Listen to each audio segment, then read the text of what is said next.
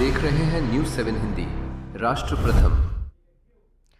नमस्कार। ब्रेक के बाद आपका न्यूज 7 हिंदी में एक बार फिर स्वागत है। कुछ बड़ी खबरें हैं, रुक करते हैं। दिल्ली से बड़ी खबर है। सीएम रेखा गुप्ता ने अपने एक्स पर पोस्ट किया, इनकलाब के नारे से शुरू हुई आम आदमी पार्टी अब विश्वास और अलगाव में घिर गई है। पार्टी में आम आदमी पार्टी नहीं।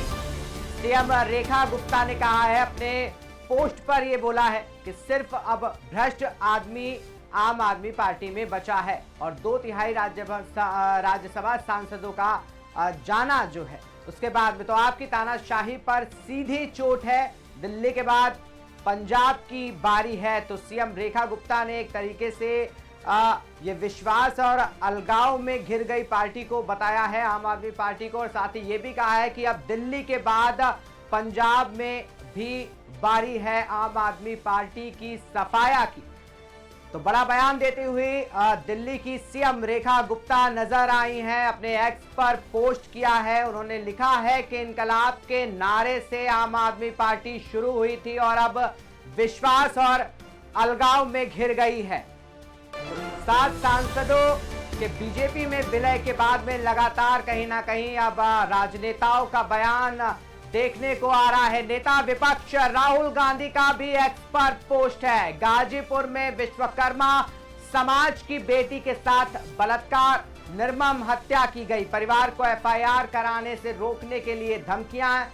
दोषी पुलिस अफसरों पर कार्रवाई की जाए और परिवार को सुरक्षा मिले।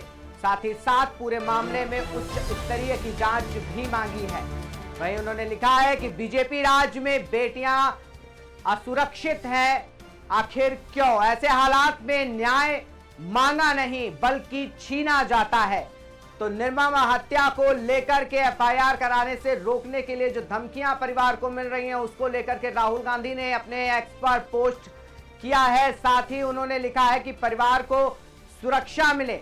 तो ये वारदात है गाजीपुर की, जहां पर विश्वकर्मा समाज की बेटी के साथ बलात्कार हुआ और उसकी निर्मम हत्या कर दी गई और उसके बाद परिवार को एफआईआर कराने से रोकने के लिए धमकियां मिल रही थी। तो राहुल गांधी ने पोस्ट लिखा और साथ ही साथ उन्होंने यह भी मांग की है कि दोषी पुलिस अफसरों पर कार्रवाई की जाए और परिवार को सुरक्षा मिले और पूरे मामले की उच्च स्तरीय जांच हो। एक और अपडेट है राजधानी से। लखनऊ में सीएम योगी आदित्यनाथ ने अपने एक्स पर लिखा है, पश्चिम बंगाल की हर गली में एक ही स्वर, अंधकार हटबे, सूरज उठबे और कोमल खेलबे।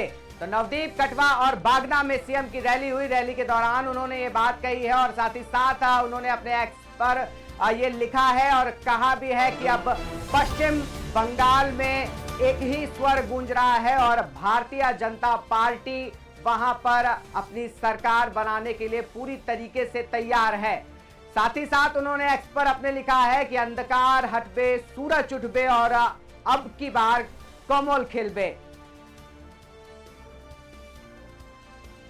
तो भारतीय जनता पार्टी जिस तरीके से बंगाल में, एक और अपडेट है गाजियाबाद से। गाजियाबाद में अखिलेश यादव का कार्यक्रम, किसानों के साथ संवाद करेंगे अखिलेश यादव और किसानों की समस्याओं पर आज चर्चा भी करेंगे। तो रेडसन होटल में किसानों के साथ संवाद का कार्यक्रम है। आज किसान गोष्ठी में कृषि को लेकर के आज जो किसानों के साथ समस्याएं हैं आज उस पर अखिलेश यादव चर्चा करते हुए नजर आएंगे। होटल रेडिसन में आज चर्चा होगी। तो गाजियाबाद में अखिलेश यादव का आज कार्यक्रम है। किसानों के साथ सीधा संवाद आज अखिलेश यादव करते हुए नजर आएंगे और जो किसानों की समस्याएं हैं उन समस्याओं पर आज किसानों से कहीं ना कहीं रूबरू होकर अखिलेश यादव बात करेंगे। तो ये किसानों के साथ जो संवाद कार्यक्रम है ये रेडिसन होटल में आज होना है।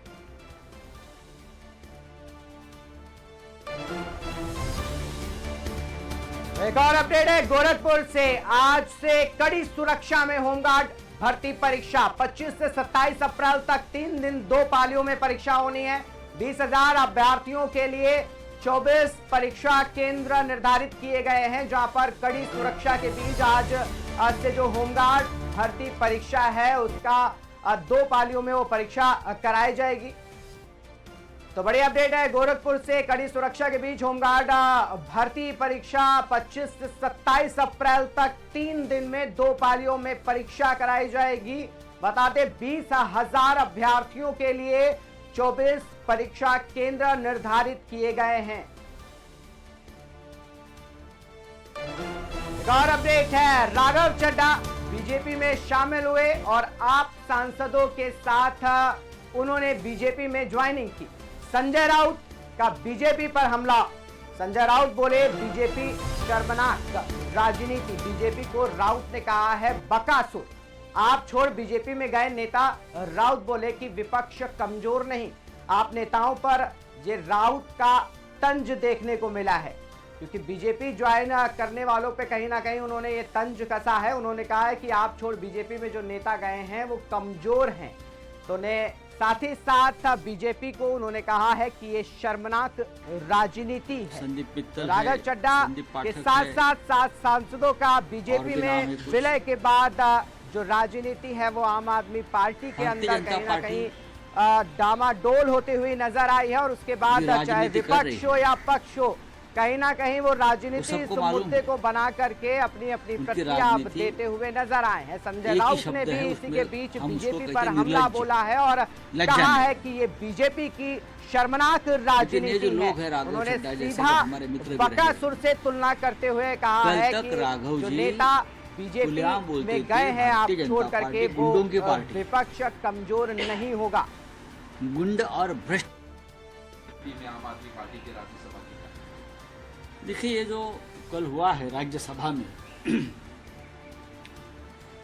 7 सांसद राज्यसभा से,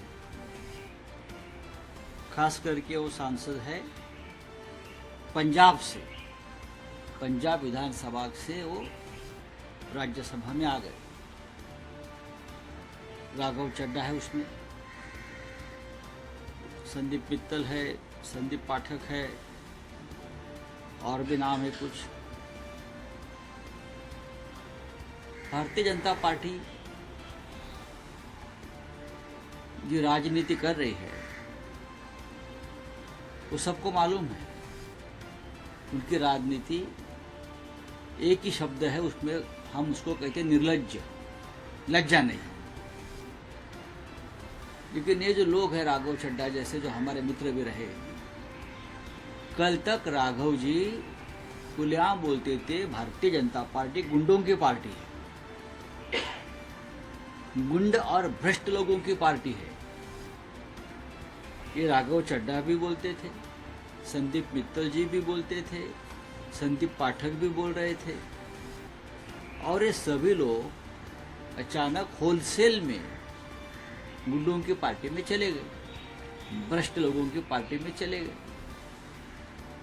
मुझे अफसोस था जब संदीप मित्तल जी को राघव चड्ढा की जगह पर पार्टी का उपनेता बनाया राज्यसभा में, तब वो बहुत खुश थे, खुश दिखते थे।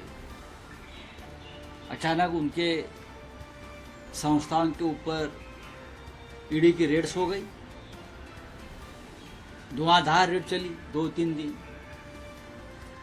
अब संदीप मित्तल भी डर के मारे बीजेपी में चले गए। क्या कर सकते आप इस राजनीति को? क्या है भारतीय जनता पार्टी? महाभारत में एक राक्षस है, उसका नाम है बकासुर। उनकी जो भूख है कभी मिटती ही नहीं, उसका पेट कभी भरता ही नहीं। बकासुर नाम का एक पात्र है जो राक्षस है। ये बकासुरों की पार्टी बन गई है, कुछ भी खा लेते हैं। ऐसे लोगों को आपने, बीजेपी ने आपके ये सांसदों के ऊपर भी क्या क्या टिप्पणी की है। हाँ, आप ढोंगी है, आप ये है, आप वो। अब आपके वॉशिंग मशीन में आने से ये सब धुल जाएगी, जैसे हमारे पार्टी का हो गया, एनसीपी का हो गया, और पार्टी का हो गया। प्रेसिडेंट ट्रंप ने जो कहा है कि भारत एक नरक राष्ट्र है, नरक क्या है ये बीजेपी बार बार दिखा रही है। ये नरक है, हमने इस देश को नरक बनाया है, राजनीति का, सामाजिक क्षेत्र का। तो प्रेसिडेंट ट्रम्प पहली बार सच बोल रहा था कि भारत को ये लोगों ने नरक बनाया है, और उस नरक वाली पार्टी में राघव चड्ढा जैसे 7 लोग चले गए। हमें उसका कोई दुख नहीं है, उनको जल्दी पता चलेगा नरक में क्या है। सर, आपने कई बार सवाल उठाए हैं एजेंसीज पे और बाकी जिस तरह से बीजेपी राजनीति करती है, आप पे भी इसी तरह से कोशिश की गई थी? नहीं, हमारे ऊपर कोशिश की गई है, हमने नहीं मानी उनकी बात। हमने एक लेटर लिखा वेंकैया नायडू को उस वक्त कि मेरे पे दबाव है पार्टी छोड़ने के लिए, उस वक्त जब सरकार बंद रही थी। जब मुझे अरेस्ट किया तब भी दबाव था, उससे पहले, कि आप पार्टी छोड़ दी। लेकिन मैंने मेरी पार्टी से बेईमानी नहीं की, न करूँगा, और हमने जेल जाना पसंद किया। ये लोग इसलिए डरते हैं कि उनके पास ज़्यादा संपत्ति हो गई है। जिनके पास संपत्ति है, जिनके पास ज़्यादा पैसा हो गया है, स्टेट हो गई है, वो लोग डरते हैं, उनको प्रोटेक्शन चाहिए। अब ये लोग तो सब व्हाइट कॉलर लोग हैं, हम सड़क के लोग हैं, हमारे क्या उखाड़ेंगे? वापस जेल में डालना है तो डाल दीजिए, उसमें क्या है। लेकिन ये ठीक नहीं है देश के लिए। देश में गंदगी ज़्यादा फैला रहे हैं, और हमारा चुनाव आयोग एक कचरे का डिब्बा बन गया है। तो विपक्ष कमजोर हो रहा है? नहीं, विपक्ष कभी कमज़ोर नहीं होगा। ये जो 6-7 लोग चले गए हैं, ये कोई पब्लिक फिगर नहीं है, ये सोशल मीडिया के पेज 3 के नेता है मैक्सिमम उनमें से। आपने देखा होगा कि भारतीय जनता आप पार्टी के और एक सांसद है, वो संत है, उसका नाम मैं अभी याद आता है, आप पंजाब से आए, वो संत है, वो पर्यावरण क्षेत्र में काम कर रहे हैं, संत है, और हमारे राज्यसभा के सदस्य हैं। उनके ऊपर भी दबाव डाला कि आप भी उनके साथ पार्टी छोड़िए, लेकिन उस सांसद साहब ने पार्टी छोड़ने से इनकार कर दिया। नहीं, जिस पार्टी के साथ मैं आया हूँ उस पार्टी के साथ ही मैं रहूँगा। ऐसे भी लोग राजनीति में और पार्लियामेंट में है, तो डरने की बात नहीं है। जैसे हम कहते हैं कि इस प्रकार की गंदगी और किसी पार्टी से बीजेपी में जाती है, तो बीजेपी का जो डंपिंग ग्राउंड हो गया है, वो डंपिंग ग्राउंड होने दो। तो पंजाब में जो विधायक है उनको भी तोड़ने की कोशिश की जा रही है। देखिए, सबको तोड़ने की कोशिश करेगी भारतीय जनता पार्टी को। मैंने कहा वो बकासुर है, बकासुर ने जो पुनर्जन्म लिया है बकासुर ने, वो पुनर्जन्म का नाम है भारतीय जनता पार्टी। उसको खाओ, उसको तोड़ो, उसको अंदर डाल दो, ये चलता रहेगा उनका। लेकिन बकासुर का भी अंत हो गया। तो इलेक्शन देखा आपने संजय राउत का सीधा जो प्रहार है वो भारतीय जनता पार्टी को लेकर के रहा, और उन्होंने बकासुर तक की तुलना अब भारतीय जनता पार्टी की कर दी। और साथ ही साथ संजय राउत ने यह भी कहा है कि विपक्ष कमजोर नहीं है, आम नेताओं का बीजेपी में जाना, फिलहाल विपक्ष पर कोई भी इसको लेकर के जो सोचे कि कमजोर हो जाएगा विपक्ष, तो उन्होंने साफ तौर पे कह दिया है कि विपक्ष कमजोर होने वाला नहीं है। और अपडेट आ रही है उत्तराखंड से। उत्तराखंड के मुख्यमंत्री पुष्कर सिंह धामी ने आज वरिष्ठ नेता और पूर्व यूपी मुख्यमंत्री हेमवती नंदन बहुगुणा की 107वीं जयंती पर उन्हें श्रद्धांजलि दी। धामी ने कहा कि बहुगुणा का जीवन हम सभी के लिए प्रेरणा है। उन्होंने साधारण परिवार से उठकर देश और उत्तर प्रदेश की राजनीति में कई अहम पदों पर काम किया। सीएम धामी ने उनकी ईमानदारी और पारदर्शिता की तारीफ करते हुए कहा कि उन्होंने जनता को भ्रष्टाचार से मुक्त कराने का काम किया है और जनहित में मजबूत व्यवस्था बनाई है। उन्होंने कहा कि बहुगुणा ने कई चुनौतियों का सामना किया, लेकिन कभी झुके नहीं और हमेशा मजबूती से खड़े रहे। धामी ने यह भी कहा है कि उनकी लोकप्रियता के कारण उत्तराखंड में कई संस्थानों और विश्वविद्यालयों का नाम उनके नाम पर रखा गया है। तो बहुगुणा जयंती पर पुष्कर सिंह धामी ने बयान दिया है। उन्होंने सीधा बहुगुणा को नमन किया और उन्होंने कहा कि भ्रष्टाचार को मुक्त कराने का काम एक तरीके से बहुगुणा ने किया। आगे बढ़ाया, पारदर्शिता, भ्रष्टाचार से मुक्त करने में,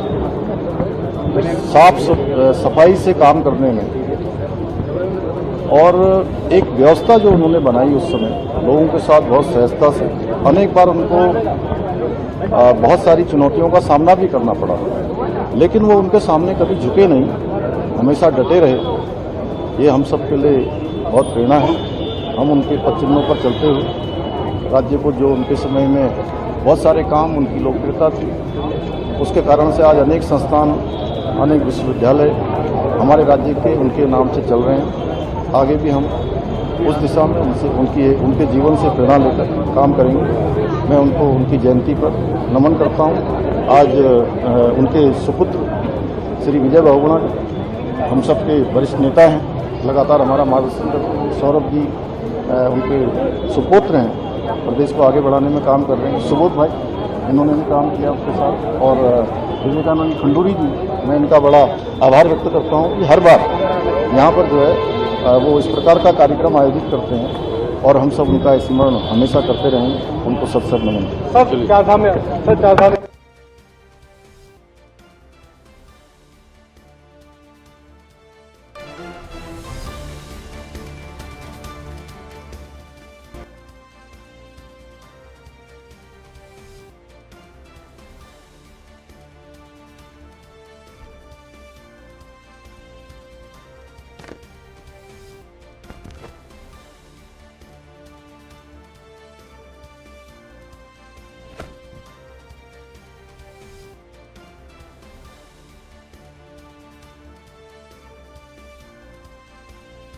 तो उत्तराखंड के मुख्यमंत्री पुष्कर सिंह धामी ने आज वरिष्ठ नेता और पूर्व यूपी मुख्यमंत्री हेमवती नंदन बहुगुणा की 107वीं जयंती पर उन्हें श्रद्धांजलि दी और साथ ही साथ उनके जो कार्य हैं, उनसे जो प्रेरणा मिलती है, कहीं ना कहीं उनको लेकर के वो बयान देते हुए नजर आए। और उन्होंने जो राजनीति में जो अहम पद हैं, जो अहम पदों पर उन्होंने काम किया है, उनको भी याद।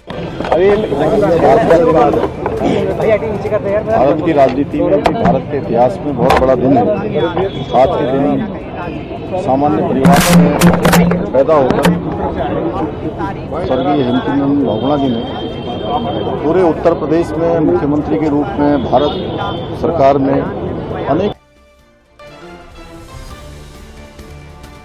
और बड़ी अपडेट है, केजरीवाल पर प्रवेश वर्मा का हमला, शीश महल 2 आज होगा खुलासा।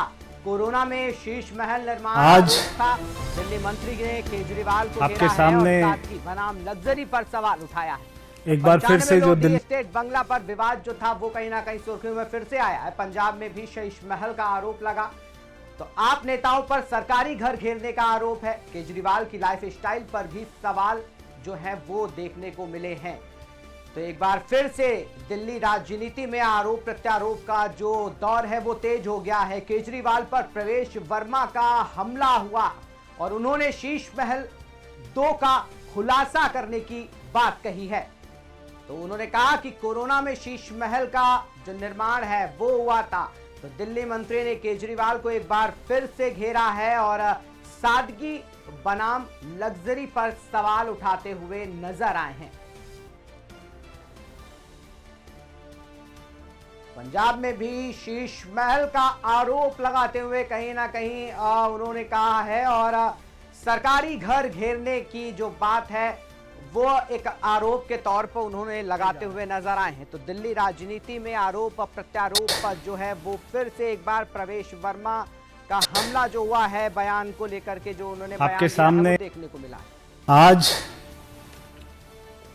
आपके सामने एक बार फिर से जो दिल्ली की जनता को धोखा देते आए हैं, अन्ना आंदोलन का सहारा लेकर, महात्मा गांधी जी की फोटो का सहारा लेकर, शहीद भगत सिंह जी, बाबा साहब अंबेडकर जी की फोटो का सहारा लेकर, आम आदमी पार्टी की टोपी पहनकर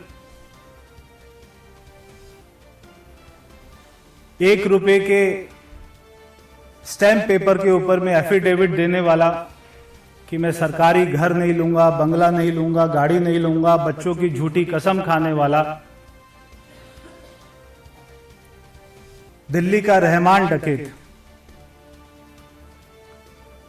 और आज उसी के रहमान डकैत का धुरंधर पिक्चर का जैसे सीक्वल आया था 2, वैसे ही शीश महल 2 ये आज हम आपको दिखाने जा रहे हैं। केजरीवाल जी ने पहले दिल्ली में शीश महल बनाया, हम सभी जानते हैं। वो शीश महल कब बना? जब दिल्ली में कोविड की वेव थी। दिल्ली की जनता कोविड की दवाई मांग रही थी, दिल्ली की जनता मर रही थी, दम घुट रहा था। उस समय एक भी दिन दिल्ली के शीश महल का काम नहीं रुका, ऐसा केजरीवाल जी के आदेश थे। और उसी के साथ में मैंने आपको दिखाया था कि उसका एक्सटेंशन भी बन रहा था, जिसमें 70 करोड़ रुपए का बजट पास किया गया था। जब हमारे दिल्ली के धुरंधर मतदाताओं ने दिल्ली के रहमान डकैत को हरा दिया, तो उसके बाद में वो पंजाब चले गए। पंजाब में जाने के बाद में भगवंत मान जी की मुश्किलें बढ़ गई, क्योंकि भगवंत मान जी के घर के चारों तरफ में जो 4 सरकारी बड़े घर हैं, उसमें से एक पर केजरीवाल जी ने कब्जा कर लिया, दूसरे पर दिल्ली के पूर्व स्वास्थ्य मंत्री सत्येंद्र जैन ने कब्जा कर लिया, तीसरे पर राज्यसभा के सांसद संजय सिंह जी ने वहां पर कब्जा कर लिया, और एक पर मनीष सिसोदिया ने कब्जा कर लिया। तो वहां पे पंजाब में भगवंत मान जी परेशान हैं कि आपने दिल्ली से अच्छा हरा कर भेजा और ये चारों तरफ मेरे को घेर कर बैठ गए। वहां पर उन्होंने दूसरा शीश महल बनाया। आज दिल्ली के अंदर में वो पिछले कई सालों से कोर्ट में जाते रहे, मुझे घर दो, मुझे घर दो, मुझे बंगला चाहिए, मुझे बंगला चाहिए। और जब उनको बंगला मिला, जहां पर वो कल हमें पता लगा कि उसमें शिफ्ट हुए 95 लोधी स्टेट, जब उसकी पिक्चर सामने आई तो हम हैरान हो गए। मैं सादगी से रहूंगा कहने वाला आदमी आज आलीशान तरीके से रहता है। अभी हम आपको वो सारी पिक्चर दिखाएंगे जो केजरीवाल जी ने अपने नए घर में किस तरीके से काम किया, वो सारा इसमें आपको दिखाई देगा। मैं सोचता हूं कि ये नया और बेहतर डीबीटी वाला घड़ी, ओ इसमें भाई साहब, क्या डीबीटी? इस दाग को मिटाओ तो जाने। ये दाग नहीं, घड़ी के लिए बस निशान है। अब हुआ ना घड़ी का मुकाबला। डर्ट ब्लास्ट टेक्नोलॉजी के पावर ग्रैन्यूल्स दे फास्ट एक्शन सफाई, मिटाए जिद्दी दाग और दे बेहतरीन खुशबू। पहले इस्तेमाल करें फिर विश्वास करें।